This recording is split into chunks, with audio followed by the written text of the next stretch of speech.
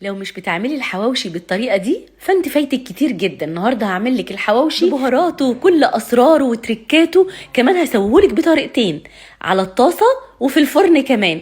فالنهاردة موسوعة الحواوشي، خليكي معايا علشان تعرفي كل الاسرار. وفي البداية يلا نعمل البهارات. هحط معلقتين كبار من الملح، البهارات دي تكفي 2 كيلو من اللحمة. احط كمان معلقة كبيرة من الفلفل، معلقة كبيرة من الكزبرة، معلقة صغيرة كمون، احط معلقة صغيرة بابريكا، واحط كمان نص معلقة صغيرة من الحبهان، ومعلقة صغيرة قرفة، ومعلقة صغيرة شطة، وكمان معلقة صغيرة من الجنزبيل، ومعلقة صغيرة من السكر. يلا بينا بقى نقلب الكلام ده كويس جدا جدا مع بعض. دي هتكون التشكيلة الخطيرة اللي هتتبلي بيها الحواوشي. قررت اعمل لكم الحواوشي بالعجين، فجبت 2 كيلو من الدقيق، حطيت عليهم معلقة ملح، حطيت معلقة سكر، معلقة كبيرة خميرة. ويلا بينا بقى نشغل العجان. وانا العجان بتاعي سكاني بصراحة قوي ومميز جدا، لان كمان فيه تايمر تقدري تعرفي انت عجنتي قد ايه، وفي سرعات كتير، فبصراحة خطير. شايفين العجينة اتعجنت حلو جدا، العجان ما بيتهزش من مكانه. بصوا الجمال، تحفة.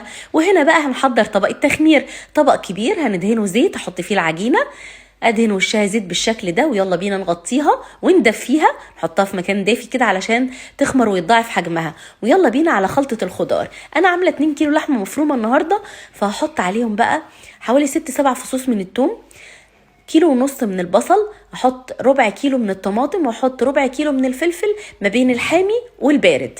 تمام بالشكل ده. وبكده اكون جهزت الخلطه. احط عليها كمان حزمه صغيره من البقدونس، كل ده طبعا مغسول ومتنشف كويس قوي، هنفرمهم كويس في الكبه يبقى معانا بالشكل ده. الخلطه جهزت. هحط 2 كيلو من اللحمه، واللحمه يفضل ان هي يكون فيها نسبه دهون، تمام، مش اقل من 20%. واحط عليها بقى الخلطه بتاعه الخضار الخطيره اللي احنا فرمناها، خلطه البهارات اللي احنا عملناها، معلقه كبيره من السمنه البلدي، تمام، علشان تديكي بقى طعم مميز قوي قوي قوي للحواوشي. يلا بينا بقى نعجن كويس قوي بالشكل ده.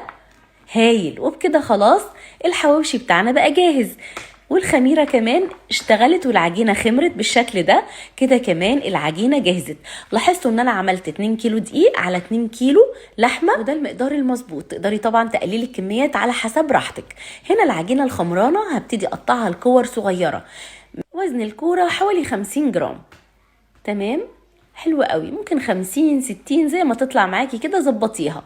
حلو جدا. هبتدي اكورها واقفلها على بعض بالشكل ده لغاية ما اخلص كل الكمية. ولما نخلصها لازم نغطيها علشان العجينة ما تنشفش معانا.